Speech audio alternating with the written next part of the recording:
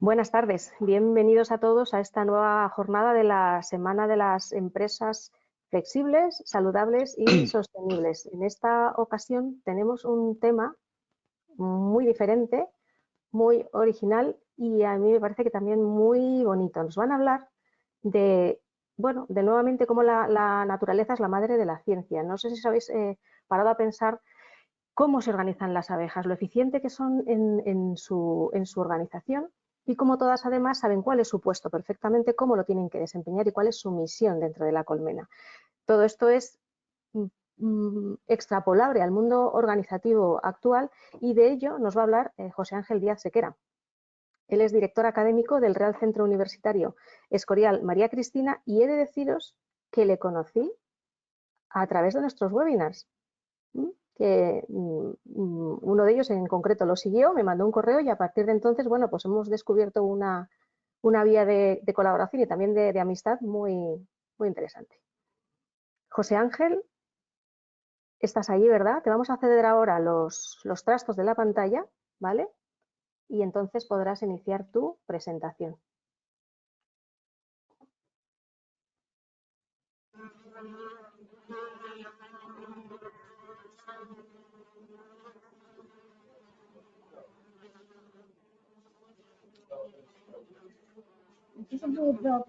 Creo que se ha colado algo por ahí, ¿verdad, José Ángel?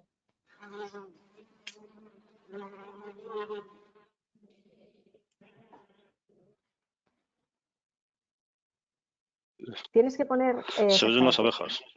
Se oyen las abejas, exactamente, exactamente. Decíamos encerrado que no se escape ninguna, no vais a que haya algún alérgico, así es que cuidadito. Bueno, José Ángel, todo tuyo. Encantado de Exacto, exacto. Muy bien. Muchas gracias, Maite. De todas formas, antes de comenzar mi breve ponencia, lo primero que quiero es saludar. Buenas tardes aquí en España y buenos días a América. Y como decía, lo que quiero es hacer una pequeña precisión. No soy exactamente director académico del Real Centro Universitario. Creo que lo justo y humilde es decir que soy director académico del programa de posgrados del Real Centro Universitario que lleva por nombre Philippus, el Real Centro Universitario, en honor de Su Majestad el Rey Felipe VI. El programa se creó hace más de 20 años, cuando él todavía era el príncipe, pero pensando en tradición y futuro ya se le asignó su nombre, Philippus. Pues, como decía... Mil disculpas, José Ángel, mil disculpas. Nada.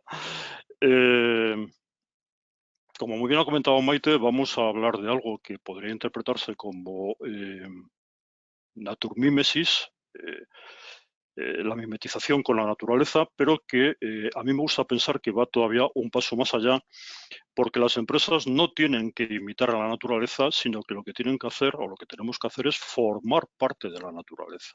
Entonces, os voy a hablar de algo que entiendo que es pues absolutamente creo que es absolutamente innovador y más que innovador incluso disruptivo, totalmente disruptivo.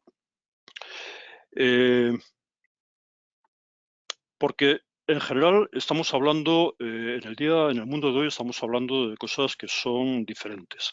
La gente quiere cosas diferentes, la gente quiere conocer algo nuevo cada vez, el mundo avanza muy deprisa y estamos todos como ansiosos de novedades. Y puesto que las personas estamos ansiosas de novedades, pues las empresas no paran de buscar creatividad para poder ofrecerles estas cosas nuevas. Y esta búsqueda continua de lo nuevo y de la creatividad, a partir de la cual nace, implica un cambio constante.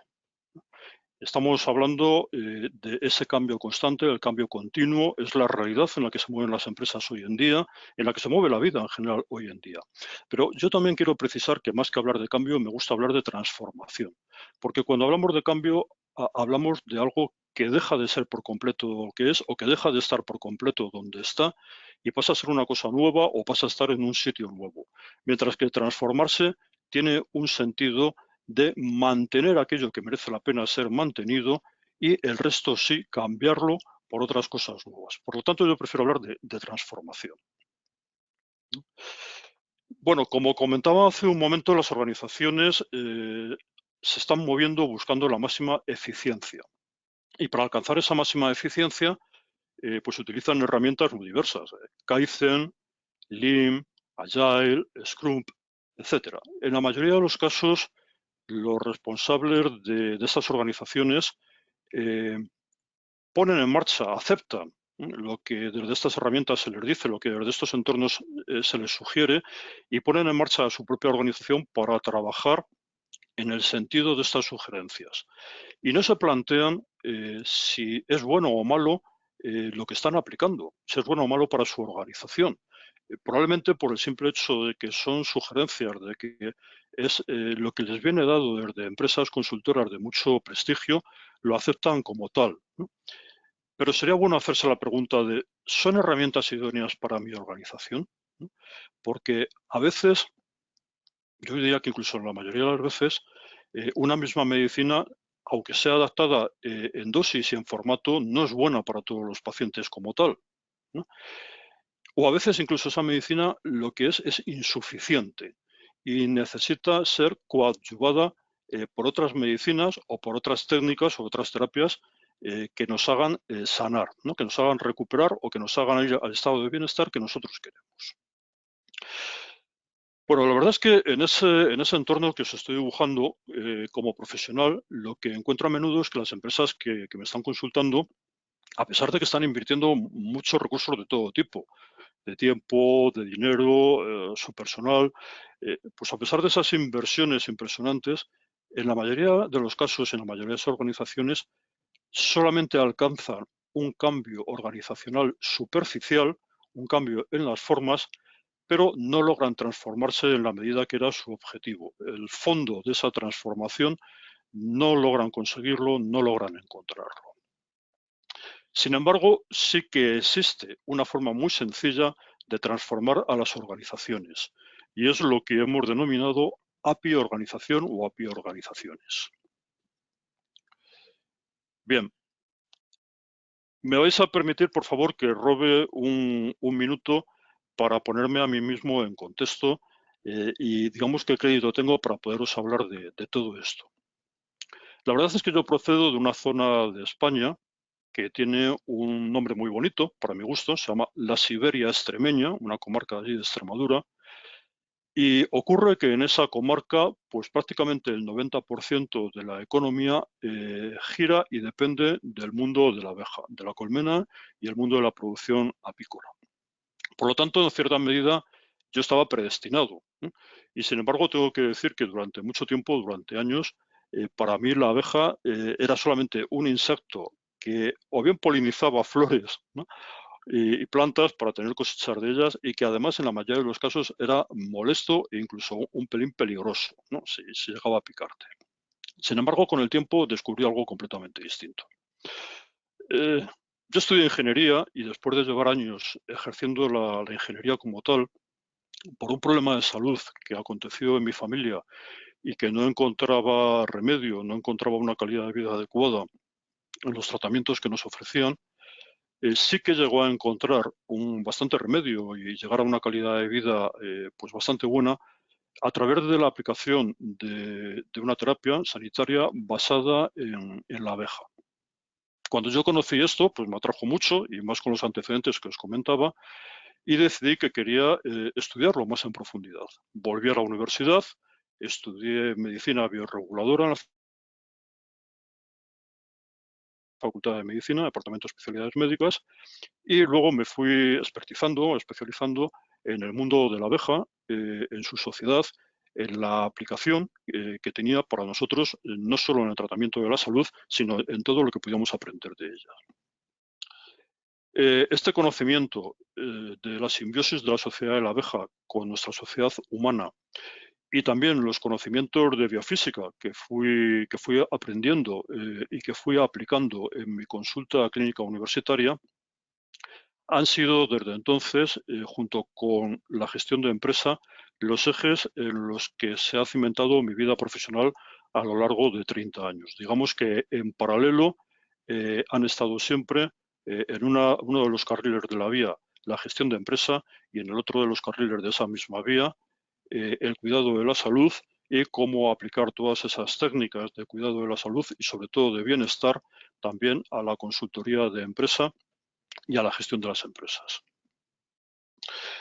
Hay una cosa que no tenemos que olvidar, nos podemos dar cuenta, y es que las abejas han sido desde siempre el símbolo de la laboriosidad, del éxito alcanzado a través del esfuerzo y del trabajo bien hecho.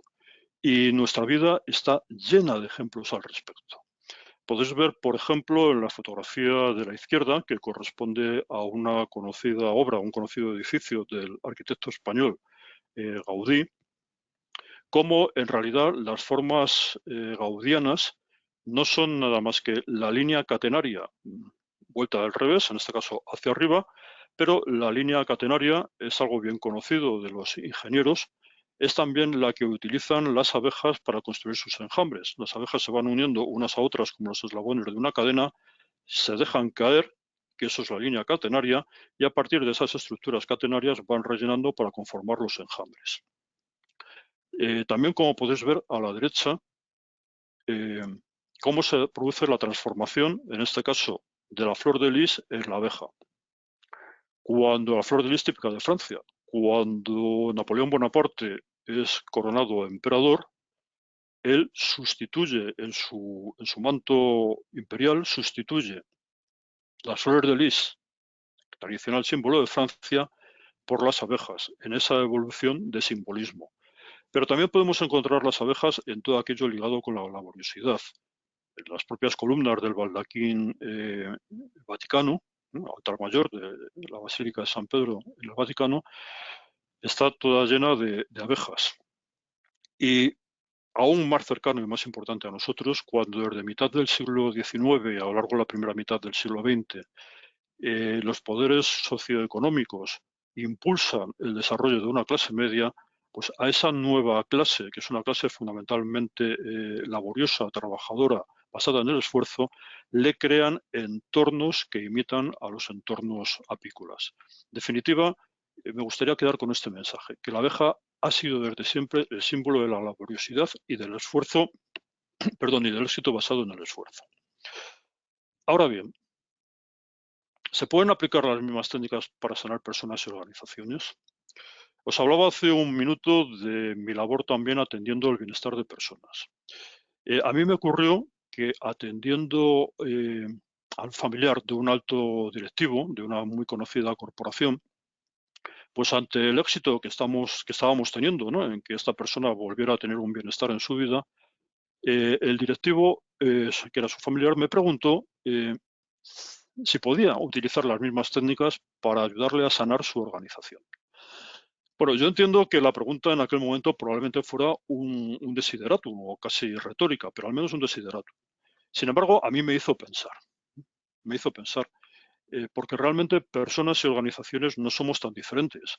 Quizá porque las organizaciones no son nada más que un grupo de personas, están conformadas por personas a lo que les une el tener una misma visión orientada hacia la una misma visión orientada hacia la consecución de una misma visión. Creo que antes lo había dicho al revés. Pero al fin y al cabo una organización es un conjunto de personas.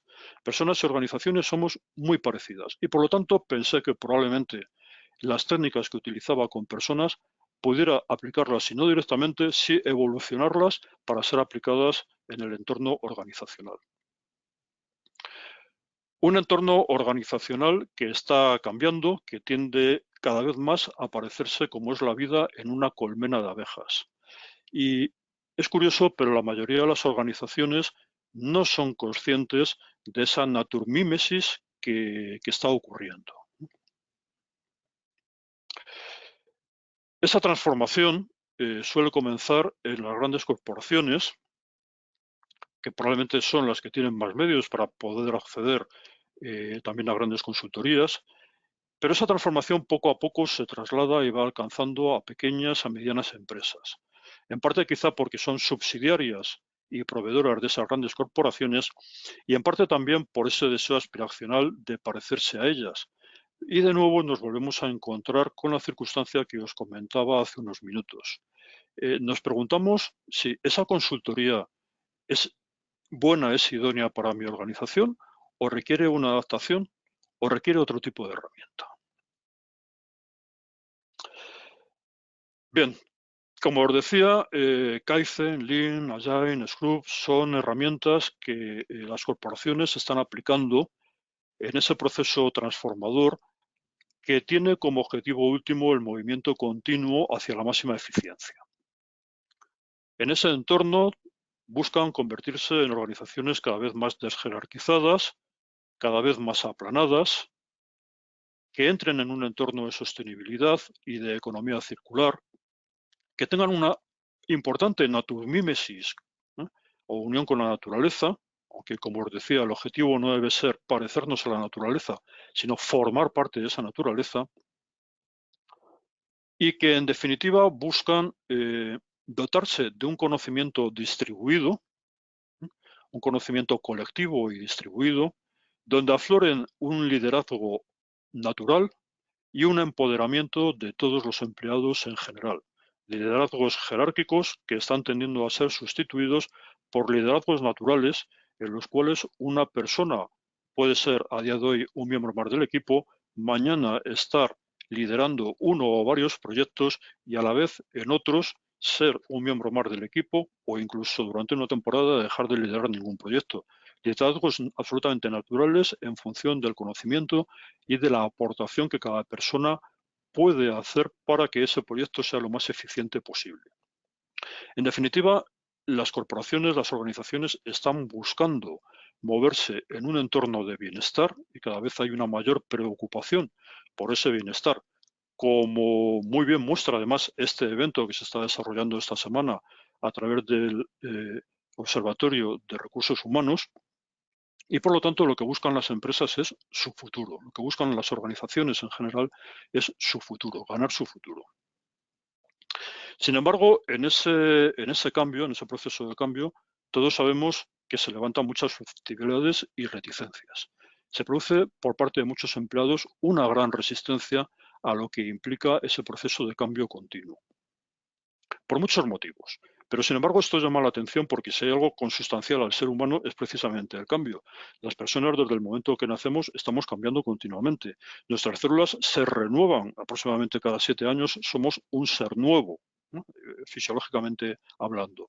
A lo largo de nuestra vida experimentamos cambios en nuestro entorno de una manera absoluta.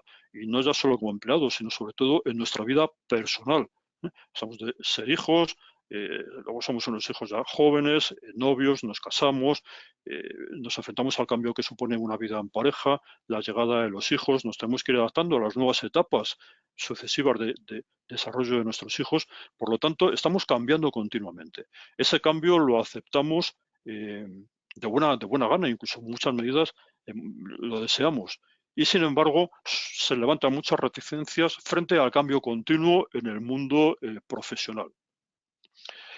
Esto lleva a que la mayoría de los proyectos de gestión de cambio que se organizan en empresas y corporaciones, en instituciones, en buena medida fracasen, aunque muchas veces ese fracaso pues no se muestre porque, lógicamente, los gestores del cambio a uno y otro lado de la mesa pues se esfuerzan en comunicarlo como un éxito, en mayor o menor grado, pero como un éxito, pero lo cierto es que podemos constatar que las organizaciones apenas han cambiado.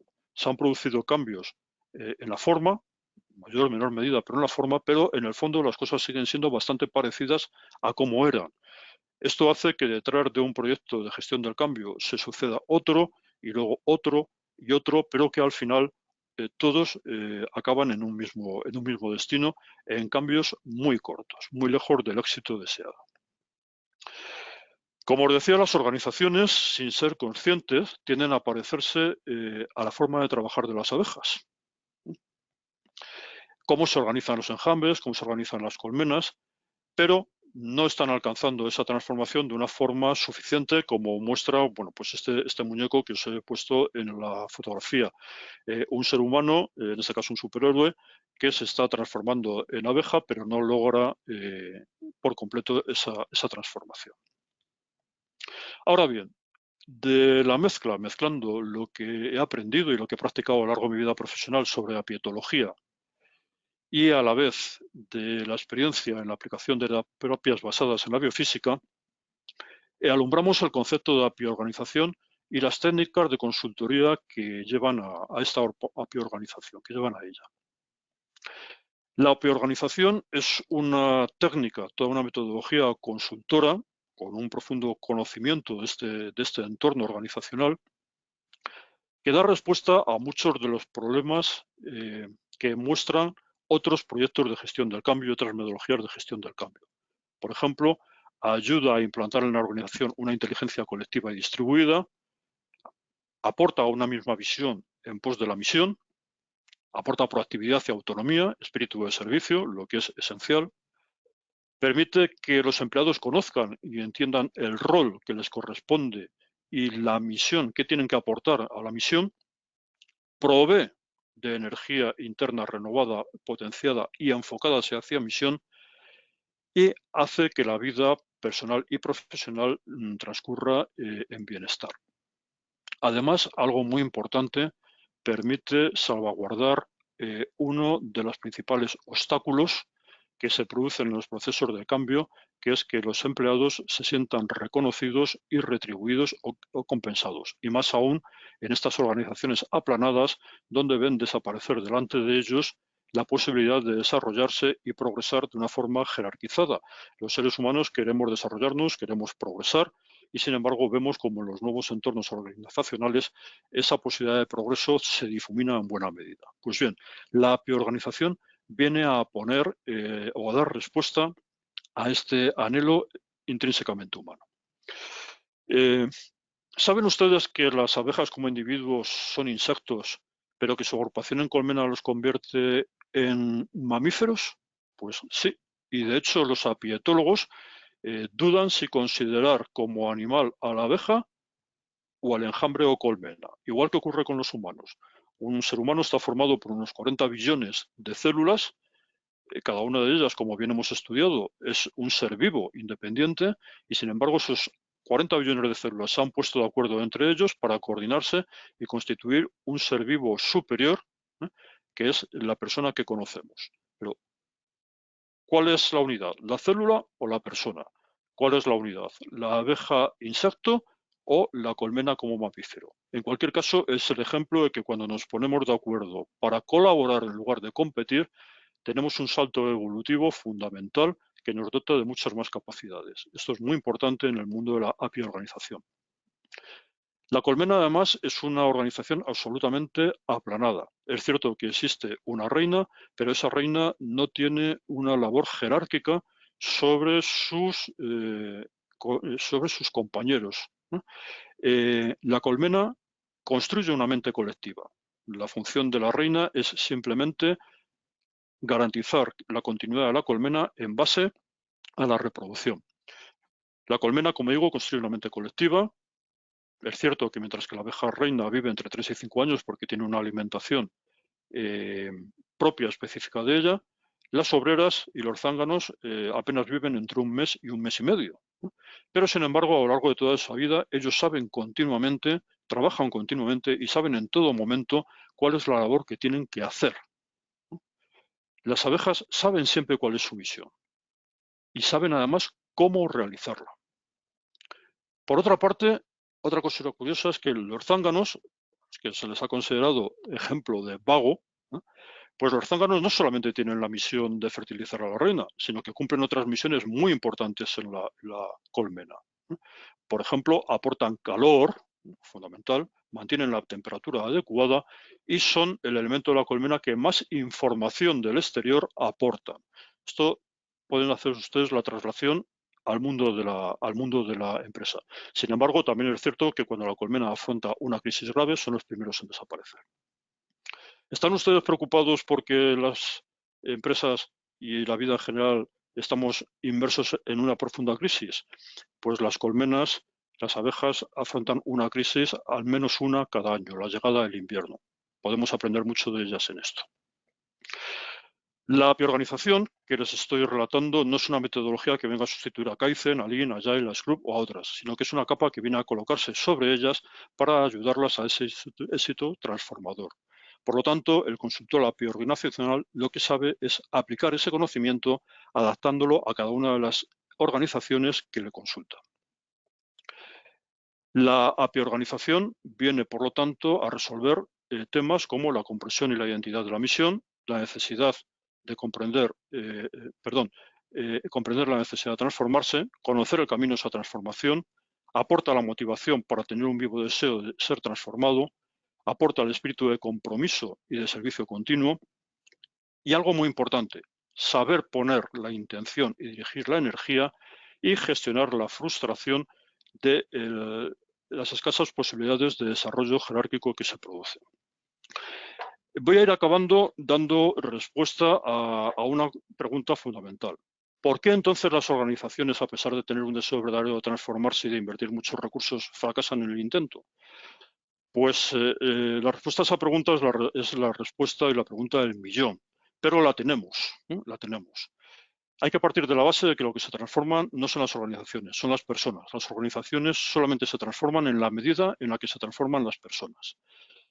Pero, ¿por qué una persona fracasa en su intento de transformarse? Pues muy sencillo, porque la transformación implica energía, requiere de energía. Esto es física elemental, ¿no? Y la mayoría de las personas o carecen de esa energía o no saben cómo utilizarla para esa transformación.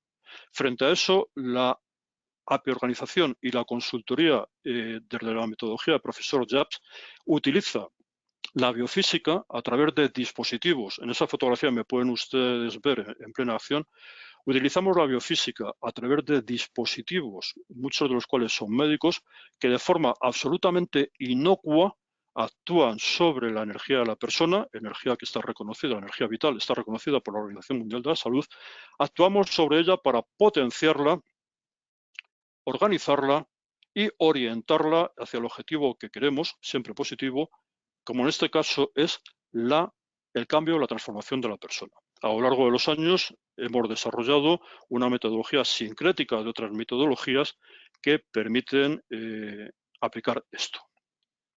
Por lo tanto, podemos decir que los consultores que utilizan el método profesor Jabs saben cómo transformar a las personas de una forma sencilla y rápida, utilizando biofísica y también la naturmímesis con el mundo de la abeja, las API organizaciones, cómo acompañar la implantación de este proceso de transformación y, por lo tanto, acompañar a las organizaciones hacia el éxito. Me encantaría durante horas seguir hablando, pero es para todo lo que me da el tiempo de que me dispongo, pero estoy a su absoluta disposición para poder profundizar en esto que, como ven, me ilusiona y a lo que he dedicado mi vida. Muchas gracias.